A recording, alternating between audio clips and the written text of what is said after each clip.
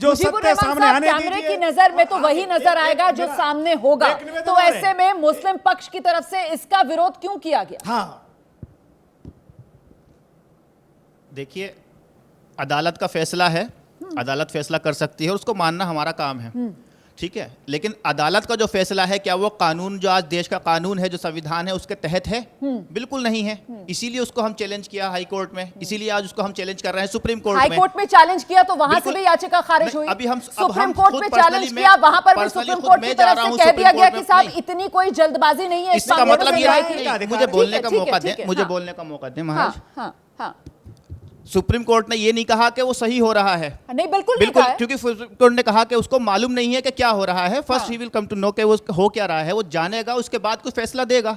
इसका मतलब ये नहीं है कि जो निचली अदालत है वो सही फैसला है।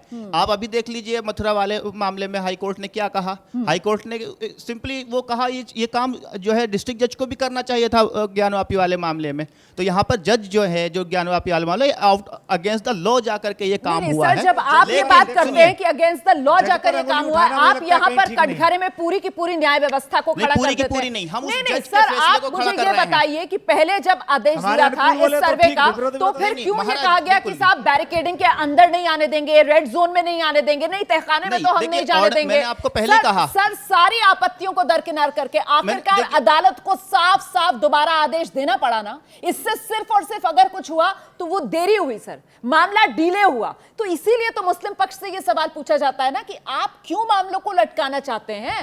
आपको किस बात का डर है? आप क्यों सच सामने देखिए, इसलिए लटकाना चाहते हैं कि सच्चाई सामने ना आ जाए, सत्य सामने ना आ जाए, क्योंकि अगर सत्य सामने आ जाएगा तो इनकी हकीकत सामने आ जाएगी।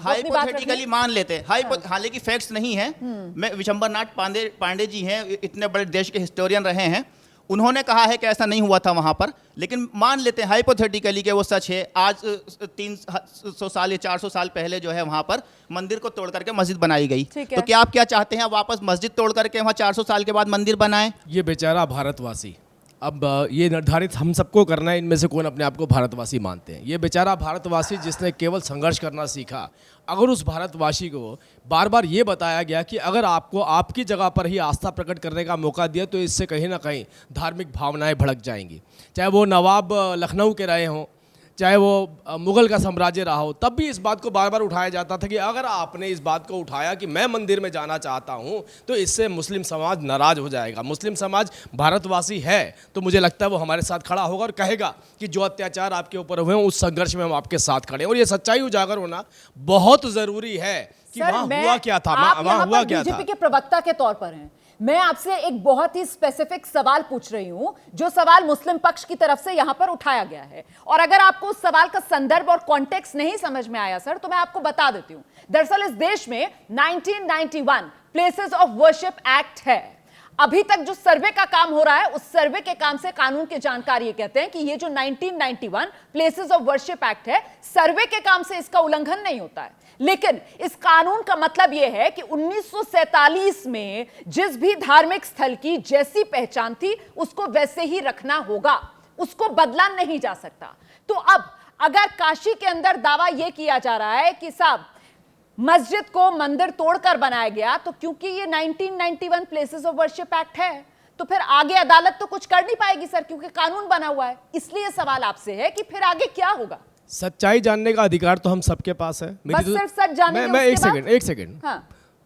सच्चाई जानने का अधिकार सबके पास है। मेरी सड़क भी मस्जिद बनी हुई है, मेरे घर के बाहर आके देखिए, मेरी सड़क भी मस्जिद बनी है। वो हमारे कॉन्स्टिट्यूशन में कहीं नहीं लिखा कि आप सड़क पे बैठ के नमाज पढ़िए। जो आज मैं बात कर रहा हूँ वो बहुत अलग कर रहा हूँ।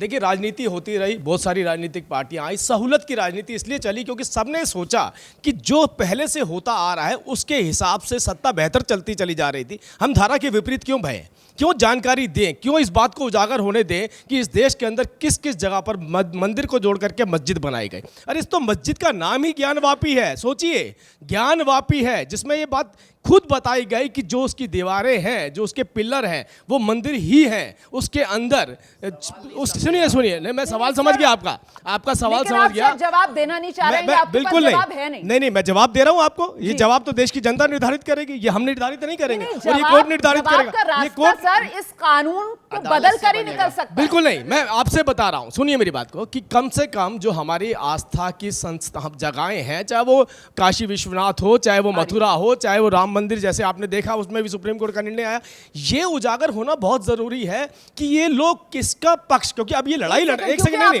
रोमाना जी, एक second, 10 second, places of worship act आया था, उसमें सिर्फ और सिर्फ अयोध्या के मामले को ही अलग किया गया था। बाकी देश के अंदर जितने और धार्मिक स्थल हैं उन सब पर यह कानून लागू था कि 1947 में जिस धार्मिक स्थल की जो पहचान है, मतलब 1947 में अगर कोई मंदिर है तो वो मंदिर ही रहेगा, अगर कोई मस्जिद है तो वो मस्जिद ही रहेगी। उस पर दूसरा पक्ष कोई अपने धार्मिक स्थल के तौर पर क्लेम करके उसके चरित्र को बदला नहीं जा सकता। रोमाना जी, ये दो बार, ये आपने 2 बार कोट कर दिया, इसने आपने 2 बार इस बात को कोट कर दिया। कम से कम मुझे एक चर्चा हो रही है, डिबेट हो रही है, अब हम कोर्ट में नहीं खड़े हैं।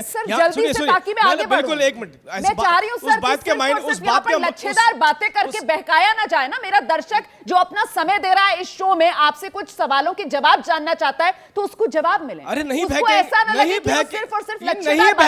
ये नहीं बहकेंगे, मुगल कोर्ट में नहीं खड़े हैं। हाँ। ये मुगल कोर्ट में नहीं खड़े हैं, एबीपी पे खड़े हैं, स्वतंत्र भारत के अंदर खड़े हैं। इनको जानने का अधिकार है, सुनने का अधिकार है। कोर्ट के जो निर्णय आ रहे हैं, कोर्ट की जो कार्रवाई हो रही है, जो सर्वे हो रहे हैं, उसमें है क्या ये पता ना चलना चाहिए इनको। मैं बोलता हूं किसकी वर्शिप है, कौन वहां पे आस्था प्रकट करता है, वो अभी सब्जेक्ट नहीं है। सब्जेक्ट ये है हुआ क्या था। हाँ। ये जानकारी, हमारे देश में इतिहासकार क्यों होते हैं? हाँ। हम इतिहास क्यों लिखते हैं? हाँ। क्यों मैनिपुलेट करते हैं? अगर सच्चाई उजागर हो रही है, हो सकता है इतिहास बदल जाए। एबीपी न्यूज आपको रखे आगे।